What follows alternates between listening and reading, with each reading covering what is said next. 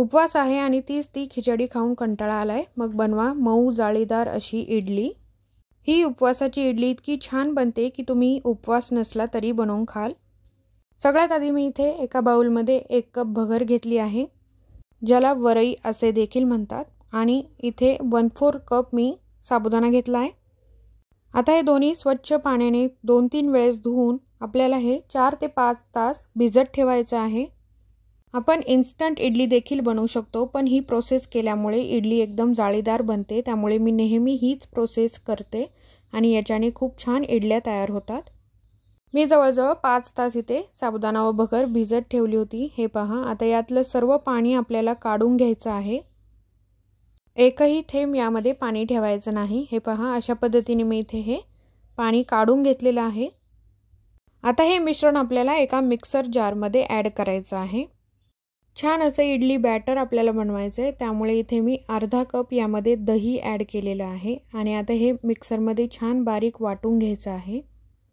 हे पहा, अशा पद्धतीने या बॅटरची कन्सिस्टन्सी असली पाहिजे, जास्त पातळही नाही आणि जास्त घट्टही नाही, अशा पद्धतीने हे असलं पाहिजे। आता इथे चवीनुसार मी यामध्ये मीठ ॲड करत आहे।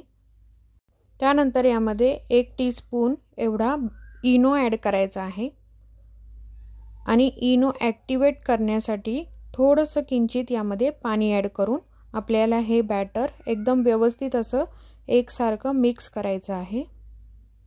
मिक्स करून झाल्यावर अजिबात वेळ न घालवता लगेच आपल्याला याची इडली बनवून घ्यायची आहे। त्यासाठी इथे इडलीचा मोल्ड घेतला आहे। इडलीच्या मोल्डला आपण तूप किंवा तेल जे तुम्हाला आवडत असेल ते लावून घ्यायचं आहे आणि त्यानंतर इथे लगेचच इडल्या बनवायला घ्यायच्या आहेत। इडली पात्राला आता मी इथे छान तूप लावून घेतलं आहे। आता यामध्ये एक एक करून बॅटर पोर करून घ्यायचं आहे। इडली फुगण्यासाठी थोडीशी जागा ठेवायची आहे, काटोकाट बॅटर भरायचं नाही। थोडी जागा असल्यामुळे इडली छान फुगते, जाळीदार होते आणि आजूबाजूला मोल्डला चिटकत नाही।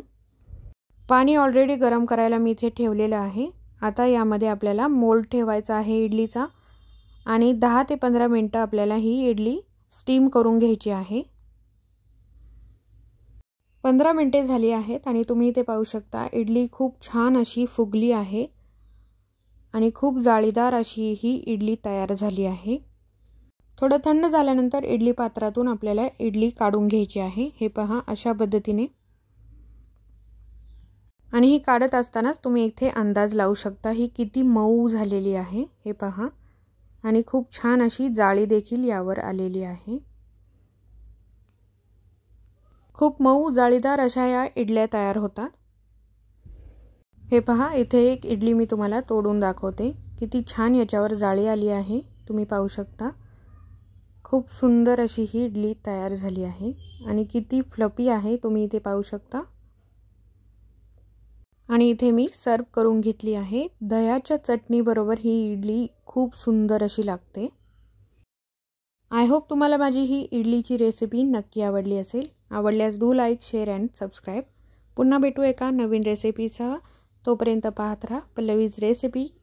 व्हिडिओ आवडल्यास लाईक करा आणि तुमच्या फ्रेंड आणि फॅमिली सोबत चॅनल शेअर करा।